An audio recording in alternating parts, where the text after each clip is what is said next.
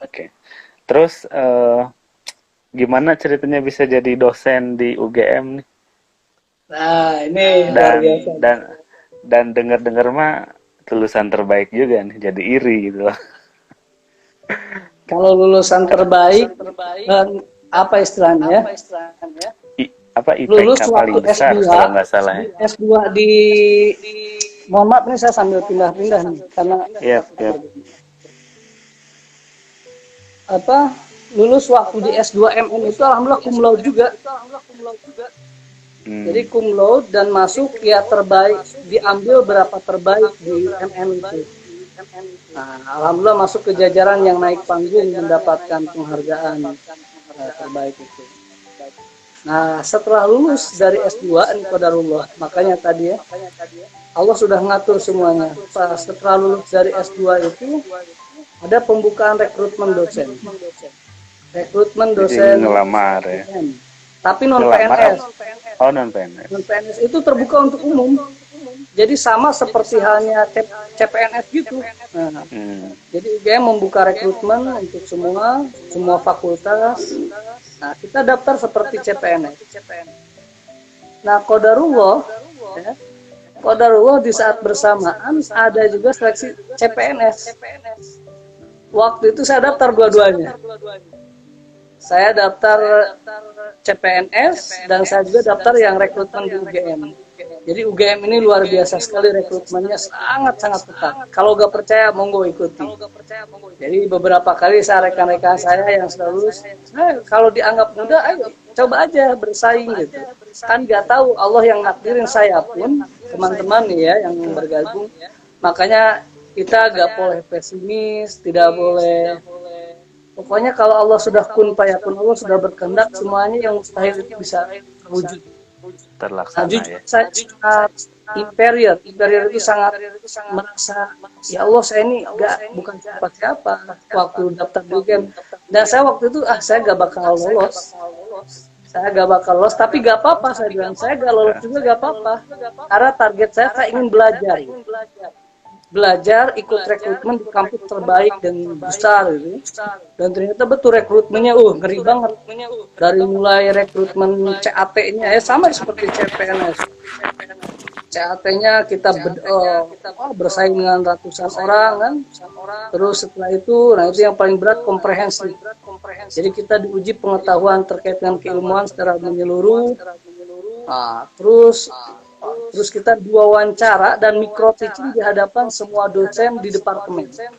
Jadi saya harus micro teaching di depan semua dosen-dosen manajemen waktu itu. Ya. Jadi dosen profesor di hadapan kita diserang tuh. Jadi pas kita micro teaching itu kita bertindak seperti halnya kita ngajar gitu kan. Skripsi. Nah yang Kayak jadi kayak sidang yang lah jadi mungkin ya. siswanya, yang jadi mahasiswanya dosen-dosen senior, Nah, profesor-profesor ngebantai rame-rame. Nah, monggo itu sebagai informasi itu kalau mau rekrutmen. wih, mantap, mantap. Nah, kebetulan yang CPNS tuh lolos juga CAT-nya, Muldan. Mm-mm. Jadi tahapnya itu saya tinggal tahap wawancara yang untuk PNS. Dan waktu itu saya pakai jalur yang cum laude, yang berprestasi juga, yang PNS-nya. Yap, Nah, saya gak bakal nyebut kampusnya karena ini khawatir, yang pasti di Jogja negeri, yap, cukup bagus juga, yap. ya, cukup bagus juga, tapi pasti bakal ketebak tetangganya UGM gitu ya. Yap, yap. Nah, tetangganya UGM, tapi saya gak nyebut namanya. Nah, akhirnya dari beberapa yang dibutuhkan kan dua. Saya lolos dan yang pertama tuh rankingnya itu ranking pertama saya, kedua ada itu. Yang sisanya kan gak lolos kalau di CPN.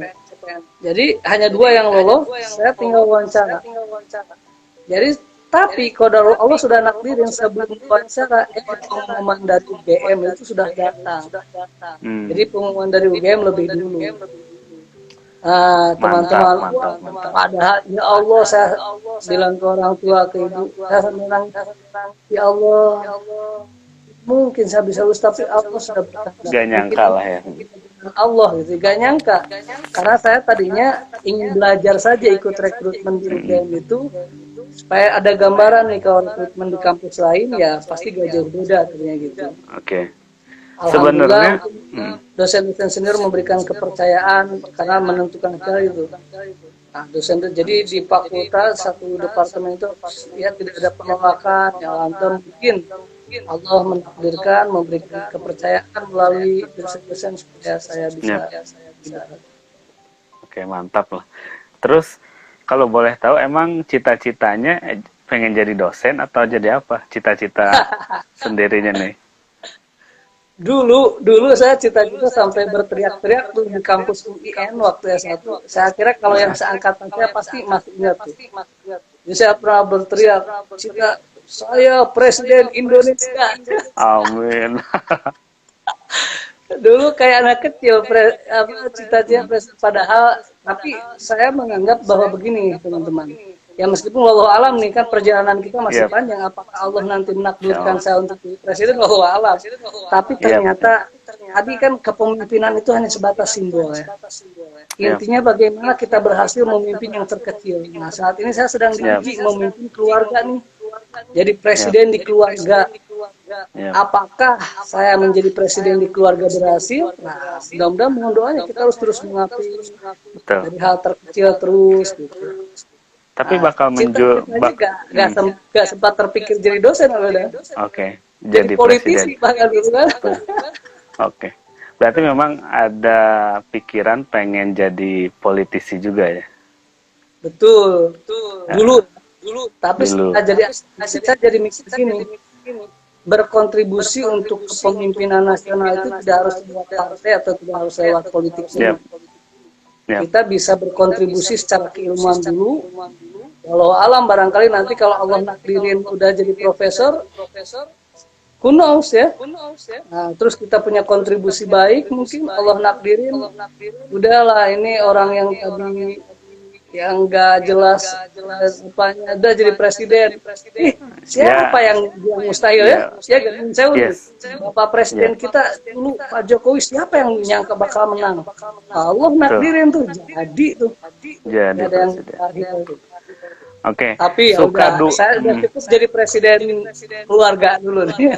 Nah, terus sekarang suka duka jadi Pak dosen. Biasanya kan banyak mahasiswa yang jahil atau apalah. Suka dukanya yang jadi dosen. Sukanya Yang dulu Pak. ya. Sukanya dulu. Itu yang pertama, teman-teman jadi dosen atau jadi akademisi itu sangat fleksibel. Kita jam kerjanya sangat fleksibel, kita sangat dihargai, kita sangat nyaman lah. Sangat nyaman betul. Jadi karena kita tidak hanya mencari uang, not only earn money ya, tidak hanya ingin mendapatkan uang, tetapi dengan di pendidik itu selain dapat uang istilahnya gaji ya, kita mendapatkan kepuasan. Kita mendapatkan kepuasan yang sangat luar biasa dari apa? Dari yang ngajari orang itu luar biasa ngajar orang. Jadi ada sesuatu tahu menjadi tahu gitu kan. Betul. Nah, itu yang tadi sukanya. Nah, jadi Dukanya sekarang, dukanya nih. Dukanya yang pertama, jangan harap jika ingin jadi dosen atau jadi pendidik bakal bisa kaya raya seperti pebisnis. Nah, kan kata Rasulullah juga yang untuk kaya raya pintu rezeki itu nggak ada tuh. Pedagang. 7 pintu rezeki, dosen, PNS nggak ada. Kalau mau jadi kaya raya jadi pebisnis kayak Awildan tuh gitu. Nah, kalau jadi dosen ini memang suka dukanya, alhamdulillah tidak mengkufuri nikmat. Alhamdulillah cukup berkecukupan, cukup untuk kehidupan sehari-hari, cukup untuk beli cukup beli untuk mobil, berbagi, cukup membantu gitu ya. Hanya cukup memang nggak bisa kaya cukup raya. beli rumah gitu ya. Amin ya. Amin. Nah, terus dukanya itu tuntutan beban kerja yang cukup tinggi. Di sisi lain jadi dosen itu kan tidak hanya ngajar. Selain ngajar kita pun harus penelitian. Ada tugas-tugas administrasi lain. Nah, itu yang bikin kita harus siap mental itu. Kita harus nyiapin ngajar yang sudah jelimet, apalagi mata kuliah yang yang kita tuh belum pernah baru lagi gitu. Contoh kalau kita ditugasi satu mata kuliah yang sama di tahunnya bertahun-tahun sama enak gitu. Nah, kita udah menguasai. Nah, kalau dosen muda itu kan ditantang untuk mempelajari yang baru. Nah, sekarang ngajar ekonomika manajerial, ngajar komunikasi dan negosiasi bisnis, ngajar bisnis manajemen. Nah, yang ya harus belajar banyak lagi tentang ekonomika manajerial. Wah, itu cukup time consuming ya. Oke, sebelum dilanjut sebentar Awahyu. Sebelum dilanjut, silahkan jika ada yang mau ditanyakan bisa langsung ditulis di kolom komentar, dan nanti yang sudah bergabung di sini ada pulsa nih, ada sponsor pokoknya. Nanti akan saya undi, terus akan saya umumkan di Instastory siapa yang dapat pulsa 25.000 untuk satu orang. Lumayan buat kuota. Ada pertanyaan tuh ya? Ada tuh, waktu di Jogja tinggal di mana, ngekos atau saudara? Siapa? Sama dari Kang Vanes. Masya Allah. Waktu di Jogja, saya tinggal di pesantren. Jadi boleh waktu disebutin nggak S2, pesantrennya di mana? Takwinul Mubalighin di Jogja, deket banget dengan kampus UGM. Jadi kalau kawan-kawan, teman-teman yang mau S2 ataupun S1 ya, S1 terus nyari tempat tinggal ataupun nyari pesantren, nah itu Takwinul Mubalighin sangat bagus sekali. Takwinul Mubalighin ini memang pondok khusus mahasiswa. Khusus mahasiswa, jadi di sana banyak ada mahasiswa UGM, mahasiswa UNY, mahasiswa mana lagi? Mahasiswa UIN ya, banyak tuh. Nah, saya tinggal di pesantren, teman-teman. Saya yang tinggal di pesantren, jadi siang-siang saya ke kampus berdasi. Jadi di UGM itu wajib berdasi. Wajib berdasi, ya harus gaya gitu ya. Biasanya santri gimana sarungan gitu. Nah, pagi berdasi, nah malam-malam ini saya pun sarungan. Harusnya ini jadwal ngajar, saya jadwal ngajar tapi lupa karena udah terjadwal. Nah, malam-malam kita di pesantren. Nah, saya dulu tuh pernah terpikir gini, padahal kan dari LPDP sudah cukup tuh untuk biaya ngekos kan, lumayan. Tapi saya lebih memilih tinggal di pondok. Saya pernah terpikir gini, ya Allah, kan saya gak tahu mati kapan. Kalau saya mati di kos-kosan, saya sering terpikir itu. Saya mati di kos-kosan, meninggal dalam keadaan sendirian, terus tidak dalam lingkungan sedang belajar ilmu agama juga. Nah, saya takut gitu. Dan saya takut gak bisa ngendaliin diri ya, apalagi di kos-kosan itu bahaya. Ya? Karena bebas banget, kan gak tahu. Nah, ini ujian hidup itu kan gini, teman-teman. Kalau kita di kampung sendiri kan kita akan berusaha sebaik mungkin karena orang kenal kita. Orang kenal, keluarga kita kenal. Kalau di tempat pengembaraan nih, di Jogja kan gak ada yang kenal siapa saya. Gak kenal Wahyu Sarifudin suka ngaji, enggak kan, jadi bebas. Nah, khawatir tuh. Makanya saya terpikir ini kalau sendiri ini ujian setannya bisa lebih dahsyat nih. Jangankan sendiri, di pondok pun ujian setan itu dahsyat sekali. Jadi saya nah itu terpikir kalau saya tinggal di kosan sendiri terus wah bahaya nih, takut ada sesuatu yang apalagi teman-teman ngajak ke sana kemari ya.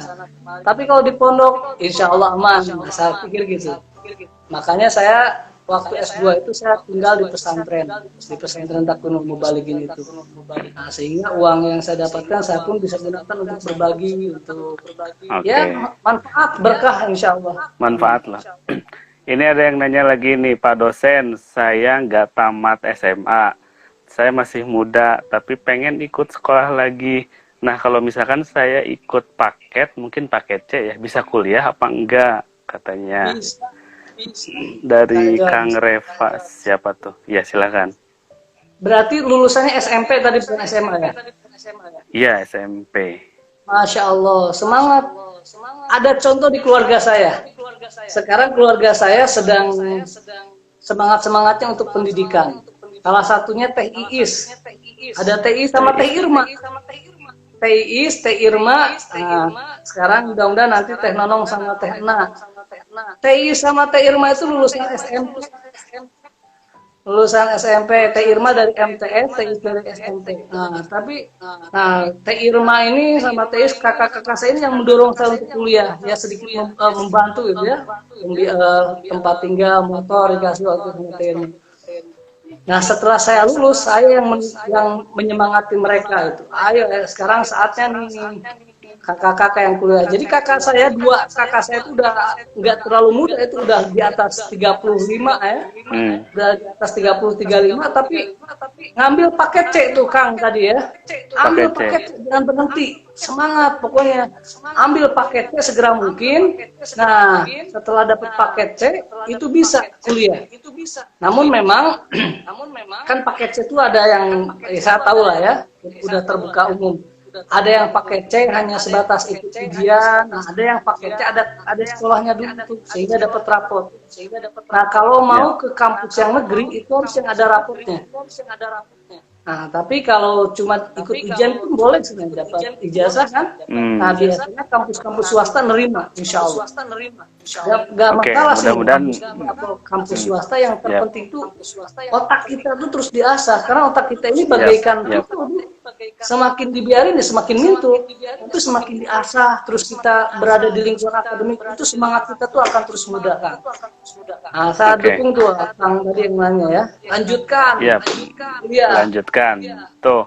Terus satu lagi dari Kang Anwar Nur Hakim. Anwar Lukmanul Hakim, sorry. Izin tanya Pak dosen, bagaimana mentransfer semangat belajar dari Awahyu untuk kita-kita? Karena kita kadang banyak keinginan, tapi semangatnya nggak ada. Tuh dari Kang Anwar. Oke, Kang Anwar. Yang pertama gini, semangat itu sama dengan iman sebenarnya. Yazid wa yanqus. Ya jangan lihat saya pas lagi semangat, dan saya pun ada kalanya down. Nah, tapi apa yang membuat, tapi apa? Karena naik turun. Nah, yang harus kita jadi catatan pada saat turun, sebelum turun banget, nah ini harus ada yang membuat kita mendobrak kembali lagi. Apa dan siapa? Nah, itulah yang disebut dengan bagaimana di saat kita berdoa, di saat kita sembahyang, sholat ya. Nah, kita yang menjadi motivasi saya itu tidak ada yang lain. Motivasi orang tua. Ya. Kita ngebayangin orang tua udah bercucuran keringat, ya. Dagang, muter-muter kampung, hanya untuk nyekolahin. Satu masih ingat gini, teman-teman. Bapak saya, mama saya tuh gini, gak pernah nyuruh ke sawah gitu.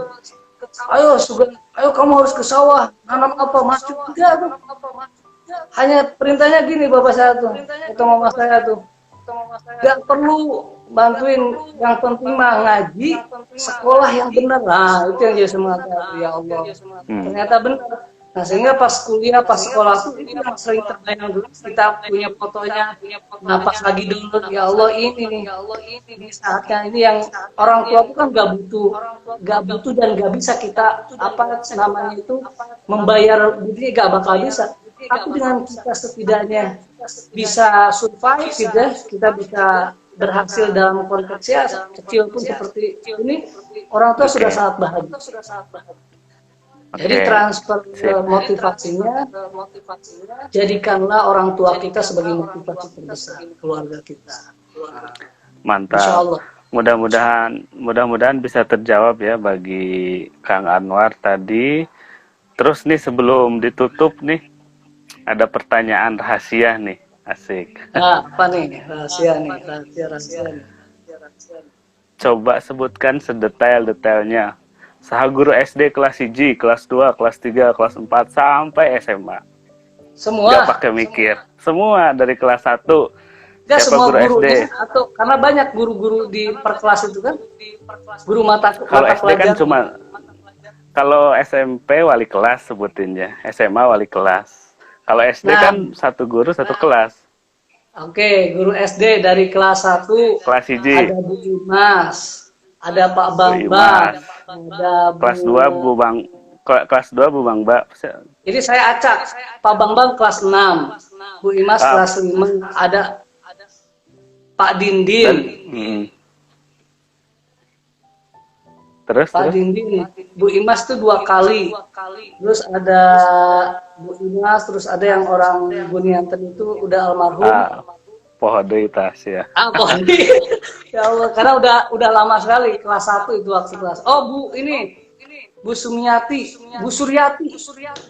Bu Suryati. Suryati, terus nah itu yang SD itu karena satu lagi yang di Cigat itu Pak Guru PAI ya. Allahumma sholli ala sayyidina Muhammad dulu. Tapi karena guru tidak guru tetap ya, guru kayak pengganti gitu. Kalau SMP banyak banget ya, tapi yang paling saya ingat itu yang memberikan kontribusi terbesar. Pak Ujang, Pak Ujang itu yang saya kira memberikan dampak yang terbesar. Ada Pak Ujang, Pak Ujang Suryana. Pak Ujang Suryana. Nah, motivasi terbesar saya waktu SMP meningkat kepemimpinan dilatih sama Pak Ujang Suryana. Jadi dulu di SMP itu gak ada motivasi jadi ketua OSIS, cicing, keuleun. Malah waktu di SMP saya malah jualan Kang Wildan, jualan parfum. Jualan parfum keliling kelas tuh. Jualan parfum, jualan sabun. Gak terpikir politik ketua OSIS waktu itu. Yep. Nah, tapi Pak Ujang memotivasi, mimpin dulu itu ikatan remaja masjid. Ikatan remaja masjid. Nah, saya gak mengingat semua karena kadang waktu SMP itu kan hanya cepat peralihannya. Bu Edo, kalau Bu Edo ini guru bahasa Inggris ya, yang semangat, meskipun saya gak ngerti tapi semangatnya dapat, sudah sepuh tapi semangat. Nah, ada Pak Entis, banyak di SMP. Banyak kalau di SMP negeri banyak banget ya, permata pelajaran. Wali kelasnya kelas aja, ya? masa nggak ingat? Wali kelas, poho pasti. Ya, wali kelasnya tadi ada Bu Edo, terusnya itu ada Bu Imas, Pak Nana. Nah, kelas 3 Pak Nana. Kelas 3 Pak Nana. Nah, SMA ya. Nah, SMA enak kali ya, wali kelas. Kelas hiji, kelas hiji. Karena ini yang impactful banget. Kelas hiji saya diwali kelasi sama Pak Ferry. Pak Ferry, ya. Ferry. Kelas 2? Kelas 2 itu sama Pak Deden. Nah, ini yang impactful Pak Deden. Luar biasa. Saya dapat banyak ilmu, banyak pengalaman ya di Madrasah Aliyah saya bilang tadi. Jadi titik poin kebalikan hidup saya ataupun semangat saya itu pas masuk Madrasah Aliyah. Nah, waktu itu waktu ospek sama Kang Wildan kan di ospeknya tuh. Nah, waktu itu minta tanda tangan gitu tuh saya ingat betul sampai kayaknya terus teringat tuh. Saya minta tanda tangan harus sampaikan ke guru-guru dan waktu ke Pak Deden mau minta tanda tangan ditantang. Ente bejana pinter Ente bejana pinter cing cina. Hayang diuji naon baru saya kasih tanda tangan. Kamu bisa apa? Mau fikih, mau tauhid, mau usul. Wah, ini bapak ini kok galak banget awal ya. Wah, galak tapi memang dedeganya kan ganteng padanya ya. Akhirnya saya bilang alat lah. Wah, polontong ini anak cina sombong banget minta alat. Dari sana tuh. Terus dikasih satu soal yang sangat susah dan meskipun saya dulu udah tamat jurumiyah, udah ngaji alfiyah, saya belum mendapatkan ini karena belum begitu spesifik. Nah, Pak Deden nanya gini, kenapa fiil itu, karena fiil itu tidak boleh JR, tidak boleh jar ya. Kenapa lafaz yarfa'illahu dibaca yarfa'i? Itu kan JR. Wah, di sana saya mikir. Kelihatan bodoh kan bodoh. Tapi ditandatangan, tapi PR-nya saya harus nanya ke guru saya. Akhirnya saya nanya kan ke guru ngaji. Nah, itu Kang Wildan. Awayu, iya bakal mati 1 jam ya. 1 jam bakal mati otomatis. Setelah mati dilanjut penutup sebentarnya. Nah, oke, Awahyu, hatur nuhun nih udah sejam. Silahkan penutupnya. Kapan-kapan bisalah ngobrol lagi ya penutupnya. Gak kerasa ya. Gak kerasa dikira tuh di waktu Instagram tuh Wildan. Sejam dibatas. Sejam ya. Baik, sebagai penutup, yang pertama tadi ini pesan yang sangat saya kira bagi siapapun. kunci kita menghargai, menghormati orang tua yang terpana. Yang pertama itu menjadi kuncinya. Ibu, bapak, keluarga termasuk. Yang kedua guru ya. Baik itu guru di sekolah maupun guru ngaji. Nah, kita menghormati, menghargai, insya Allah waluya hidup kita itu. Kalau dua kunci ini. Nah, yang ketiga, teman-teman yang belum kuliah ya, meskipun lulusan SMP kayak tadi Kang yang nanya, semangat sekarang ada kemudahan dengan paket ya. Kemudian paketnya jangan mikir dulu uang, karena investasi terbaik itu di pendidikan. Nah, orang seringkali berpikir gini, ngapain S1 kalau cuma akhirnya apa? Kalau akhirnya cuma apalagi perempuan kembali ke dapur, salah itu. Karena mencari pendidikan itu ataupun mengenyam pendidikan di S1 itu bukan hanya sebatas untuk kerja, tapi pola pikir kita, mindset gitu. Nah, seperti ibu-ibu, teteh-teteh, jangan berkecil hati. Meskipun nanti kembali ke dapur, jangan salah loh. Kalau orang yang sudah mengenyam pendidikan, pola pikirnya akan berbeda. Nanti ngedidik anaknya, kan al-ummu madrasatul ula. Ibu itu sebagai madrasah pertamanya. Kalau orang tua ibunya gak cerdas, bagaimana anaknya? Nah, laki-laki pun sama. Terus lanjutin S1, S2. Bahkan kalau bisa S3 kan. Dan yang terakhir, nothing impossible. Ya. Semuanya serahkan kepada Allah. Kalau Allah sudah berkehendak, Allah sudah menentukan yang orang lain pandang, wah mustahil gak bakal bisa. Allah kalau udah berkehendak. Makanya doa tuh itu yang selain ikhtiar maksimal, doa ikhtiarkan. Gitu Kang Wildan, tetap semangat semuanya dan hatur nuhun Wildan sudah collab ya, udah jadi host, kita sama-sama ngobrol. Mudah-mudahan banyak rekan-rekan kita yang terinspirasi. Saya sangat terbuka, nanti boleh di Instagram ataupun di WA. Boleh, silakan. Kalau yang tujuannya sudah 500 mau untuk apa? Bukan bimbingan istilahnya, tanya-tanya terkait beasiswa PDP, saya sangat senang, sangat terbuka lewat Instagram, lewat sosial media. Itu Awildan sareng sadayanya hatur nuhun. Siap. Sebelum saya tutup, hatur nuhun buat semua yang sudah nonton. Saya tidak bisa sebutkan satu persatu. Pokoknya intinya semoga semuanya sehat yang paling penting, dan juga Awahyu khususnya semoga dimanapun kita berada selalu ada dalam lindungan Allah. Sebelum penutup terakhir, ikan hiu makan minum konidin. Hatur nuhun Kang Wahyu Saripudin. Assalamualaikum warahmatullahi wabarakatuh.